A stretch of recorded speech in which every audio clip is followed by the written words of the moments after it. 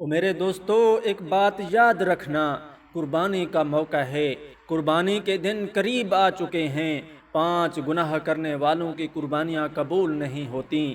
جو لوگ یہ 5 گناہ بڑے فخر اور بڑے شوق سے کرتے ہیں، ان کی قربانیاں تو کیا، ان کی نمازیں بھی ان کے منہ پر مار دی جاتی ہیں اور قبول نہیں ہوتی۔ ان کی دعائیں آسمان کی طرف اٹھنے سے پہلے ہی ٹھکرا دی جاتی ہیں۔ ارے قربانی کا جانور جو بے زبان ہوتا ہے، شاید وہ بھی ان کے عملوں کو دیکھ کر، ان کے کرتوتوں کو دیکھ کر اللہ کے حضور عرض کرتا ہوگا، یا اللہ، یہ آدمی، یہ برا شخص، یہ گناہگار آدمی، یہ بدکار آدمی مجھ جیسے بے گناہ کو تیرے نام پر ذبح کر رہا ہے، لیکن خود تو گناہوں میں لت پت ہے۔ میں بے گناہ ہوں اور یہ خود گناہوں میں لت پت ہے اور توبہ بھی نہیں کرتا۔ خدا را، او میری قوم کے نوجوانوں، مہنگے پیسوں سے خریدے گئے جانور کی بد دعا سے ڈرو۔ قربانی سے پہلے ان 5 گناہوں سے توبہ کر لو، سچی توبہ کر لو۔ یہ 5 گناہ کرنے والے بدبخت لوگ جب عید کے دن سفید کپڑے پہن کر، مہنگا جانور خرید کر فخریہ انداز میں دوسروں کو دکھاتے پھرتے ہیں نا، بڑے فخر سے کہتے ہیں ہم نے مہنگا جانور لیا ہے قربانی کے لیے، ہم نے قیمتی جانور خریدا ہے قربانی کے لیے، مگر وہ یہ نہیں جانتے کہ یہ جانور ان کے لیے رحمت کا باعث نہیں بلکہ عذاب کا ذریعہ بننے والا ہے۔ ان کے گناہوں کی وجہ سے، ان کی بدکاریوں کی وجہ سے، کیونکہ وہ گناہ کرتے ہیں، توبہ بھی نہیں کرتے۔ وہ نہیں جانتے کہ یہ جو جانور ہم نے خریدا ہے، ہم نے قربانی کے لیے خریدا ہے، تو ہمیں بد دعائیں دے رہا ہے۔ وہ جب اس جانور کی رسی کو ہاتھ میں لیتے ہیں جانور ذبح کرنے کے لیے، جب یہ لوگ چھری ہاتھ میں لیتے ہیں، ان کے ہاتھ تو نہیں کانپتے، رب کعبہ کی قسم، لیکن آسمان کے فرشتے ضرور کانپ جاتے ہیں۔ آسمان کے فرشتے ان پر لعنتیں کرتے ہیں۔ یہ وہ آدمی ہے جو رات کو گناہوں میں مصروف رہتا ہے، یہ وہ ہاتھ ہیں جو رات کو شرابوں میں مصروف رہتے ہیں اور دن کو اللہ کی راہ میں قربانیوں کے دعوے کرتے ہیں۔ کیا اللہ ایسے دھوکے کو قبول کرے گا؟ ایسی قربانی کو قبول کرے گا؟ ہرگز نہیں کرے گا۔ اور میرے بھائیوں، یاد رکھو، عبادت کی بنیاد صرف رسمیں ادا کرنا نہیں بلکہ دل کی سچائی، نیت کی صفائی اور گناہوں سے سچی توبہ بھی ہے۔ اس لیے میرے بھائیوں، اگر تم چاہتے ہو کہ تمہاری قربانی آسمان کی بلندیوں تک ضرور پہنچے، تمہاری یہ دعوت، تمہاری یہ عبادت آسمان کی بلندیوں تک ضرور پہنچے، اگر تم چاہتے ہو کہ تمہاری یہ قربانی آسمان کے عرش کا دروازہ ضرور کھٹکھٹائے، فرشتے تمہارے لیے دعا کریں اور اللہ تمہیں اپنی رضا کا پروانہ دے دے، تو فرمایا ان 5 گناہوں سے جلد از جلد توبہ کر لو، قربانی سے پہلے ہی توبہ کر لو۔ دنیا میں اگر اللہ کا پسندیدہ انسان دیکھنا چاہو، دنیا میں اگر اللہ کا پسندیدہ انسان دیکھنا چاہو تو اسے پھر جانور کے گلے پر چھری چلانے کا نام نہیں بلکہ یہ دل کی صفائی، نیت کی سچائی اور اللہ کی رضا کے لیے اپنی چاہتوں کو قربان کرنے کا نام بھی، اپنی رضا کو اللہ کی رضا پر قربان کرنے کا نام بھی قربانی ہے۔ جب ایک انسان بازار سے مہنگا ترین جانور خرید کر لے آتا ہے، اس پر زیور چڑھاتا ہے، پھر لوگوں کو دکھا کر کہتا ہے کہ دیکھو میں نے کیسی قربانی کی، میں نے کتنا مہنگا جانور خریدا، وہ یہاں ہمارے تقوی کو اللہ تبارک و تعالی دیکھنا چاہتا ہے، ہماری نیت کو اللہ دیکھنا چاہتا ہے، ہمارے اخلاص کو اللہ دیکھنا چاہتا ہے۔ قرآن مقدس میں صاف صاف اللہ رب العزت اعلان فرماتا ہے کہ گوشت اور خون اللہ کو نہیں پہنچتے بلکہ تمہارا تقوی اور تمہاری نیت اللہ تک پہنچتی ہے۔ یہ قرآن کا فرمان اور اللہ اللہ تبارک و تعالی تمہارے دلوں میں نیت کی پلیدی کو دیکھ کر پھر فیصلہ فرماتا ہے۔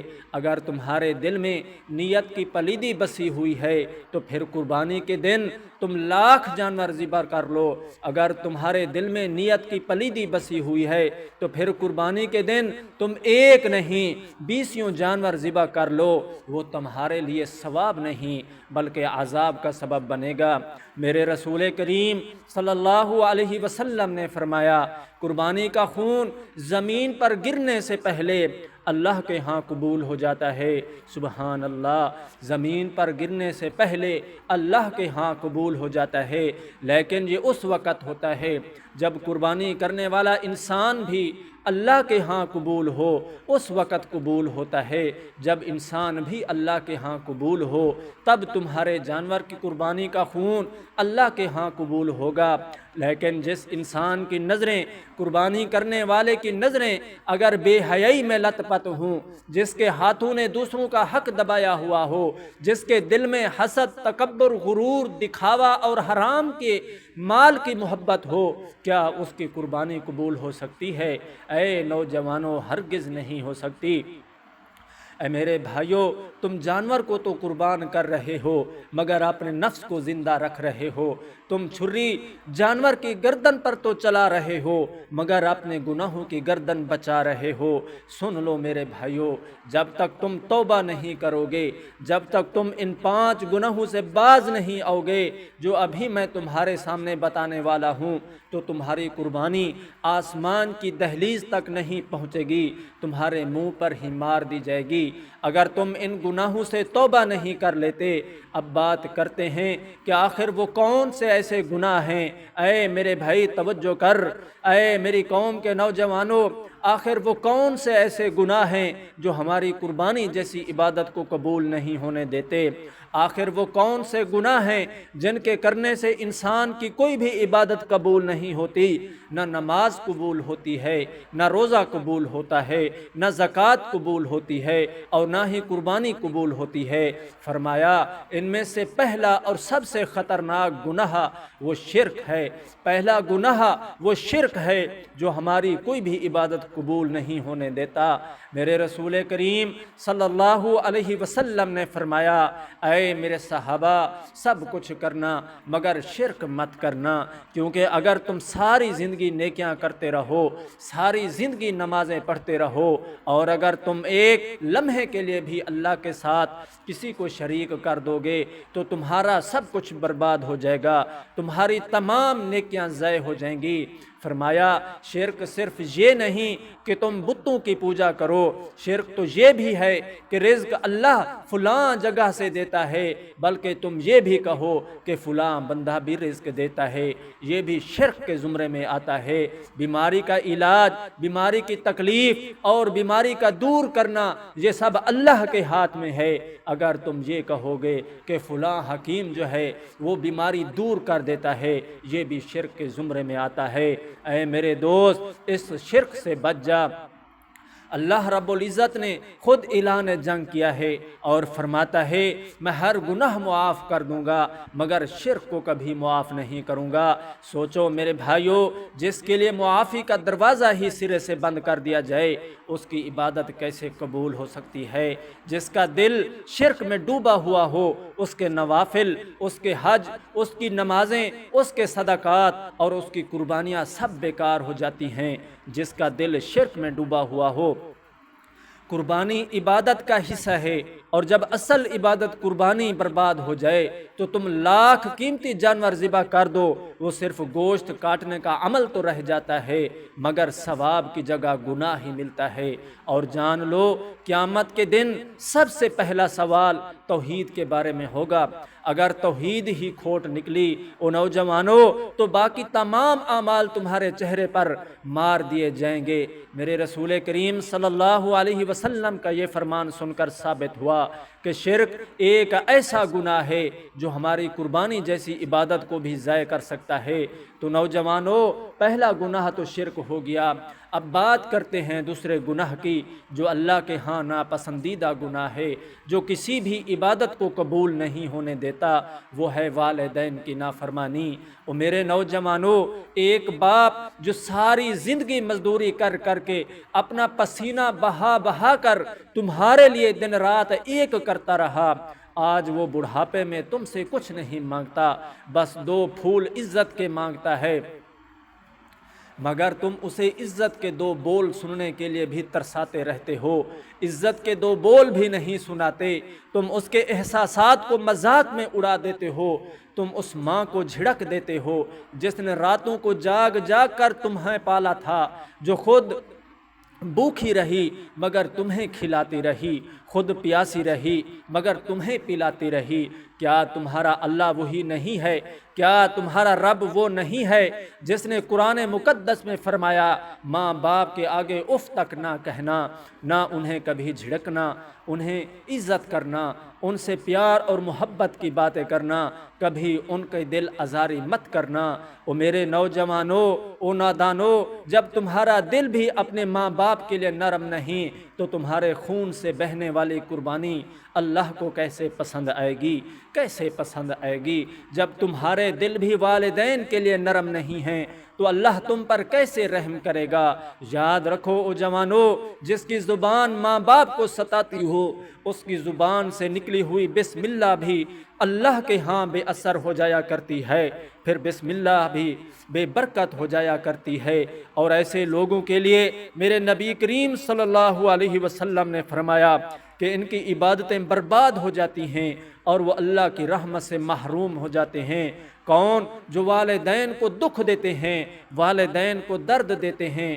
دوسرا گناہ بیان کرتے ہوئے میرے رسول کریم صلی اللہ علیہ وسلم نے فرمایا تھا، جو آدمی شراب پیتا ہے، جو آدمی شراب پیتا ہے اور بے ہوش ہو جاتا ہے اور پھر توبہ بھی نہیں کرتا، بلکہ یہ سمجھتا ہے کہ یہ دنیا تو صرف لذت اٹھانے کے لیے ہے، شراب پینے کے لیے ہے، نشہ کرنے کے لیے ہے، ایسے آدمی کی قربانی بھی کبھی قبول نہیں ہوتی جب تک کہ یہ شخص پختہ توبہ نہیں کر لیتا۔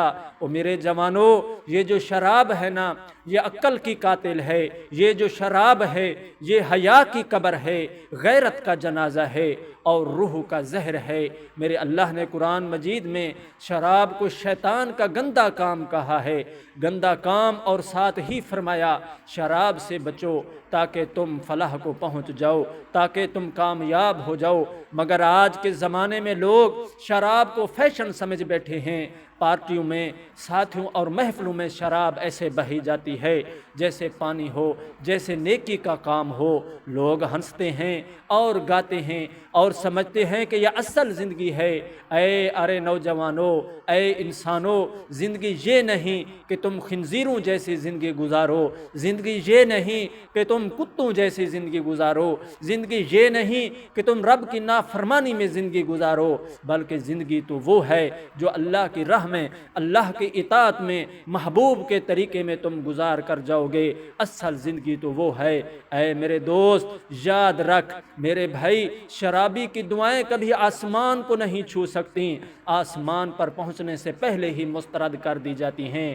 اگر شرابی انسان توبہ نہ کرے تو اس کا حال اس خالی بوتل کی طرح ہوتا ہے جو باہر سے تو چمکتی ہے مگر اندر سے کھوکھلی اور اندر سے بدبودار ہوتی ہے۔ تو فرمایا کہ شراب پی کر تم قربانی کرنا چاہو گے تو تمہاری قربانی قبول نہیں ہوگی۔ اور پھر فرمایا اے میرے بھائی، اے میرے دوست، شراب سے پکی اور سچی توبہ کر لے، شراب سے توبہ کر لے۔ پھر فرمایا ایک وہ گناہ ہے جس کی وجہ سے تمہاری عبادتیں رد کر دی جاتی ہیں، وہ ہے ظلم کرنا، کسی کمزور پر ظلم کرتے ہوئے ہاتھ اٹھانا اور اسے مارنا اور پیٹنا، کسی یتیم کی زمین ہڑپ کر جانا، کسی بیوہ کے حق کو مٹی تلے دفن کر دینا، کسی مزدور کی مزدوری دبا لینا یا بہن کی وراثت چھین لینا، باپ کی وراثت میں سے اپنی بہن کو حصہ نہ دینا۔ وہ اگر لاکھ قربانیاں بھی کرتا رہے، قربانیوں کے جانور ذبح کرتا رہے لیکن ظلم سے توبہ نہ کرے تو ایسے آدمی کی قربانی بھی اس کے منہ پر مار دی جاتی ہے، اسے ثواب نہیں ملتا بلکہ اسے گناہ ہی ملتا رہتا ہے، کیونکہ اللہ تبارک و تعالیٰ کا ترازو صرف گوشت نہیں تولتا، وہ انصاف بھی تولتا ہے، نیت اور دل کا درد بھی تولتا ہے۔ سنو، ظالم صرف مارنے کا نام نہیں، کسی کی خاموشی چھین لینا بھی ظلم ہے، کسی کے آنسو کا سبب بن جانا بھی ظلم ہے۔ یاد رکھو جوانو، جس نے کسی کا دل توڑا وہ اللہ کی رحمت سے دور ہو گیا، کیونکہ کسی کا دل توڑنا بھی ظلم ہے۔ وہ جو اپنے آپ کو ظالم سمجھ کر سو جاتا ہے وہ نہیں جانتا کہ اس کی آنے والی 7 نسلیں تباہ ہو جایا کرتی ہیں، کیونکہ اللہ خاموش نہیں رہتا، بس مہلت ہی دیتا رہتا ہے، اور جب وہ مہلت ختم ہو جاتی ہے تو ظالم کا غرور خاک میں مل جاتا ہے، تو ظالم کا غرور خاک میں ملتا ہوا ہمیں نظر آتا ہے۔ اس لیے اگر تم نے کبھی کسی کو ستایا ہے، کسی کے آنسو کی تم نے اپنے لیے کسی کے آنکھوں سے آنسو جاری کروائے ہیں تو سمجھ لو کہ تمہاری بربادی کا وقت قریب آ چکا ہے۔ تم توبہ کر لو، کسی کو مت ستاؤ، کسی کے آنسو کے بہنے کا ذریعہ مت بنو۔ اے میرے دوستو، جب تم دوسروں کے دکھ درد میں شامل ہوگے تو اللہ تمہیں اپنی رحمت کے سائے کے نیچے رکھے گا۔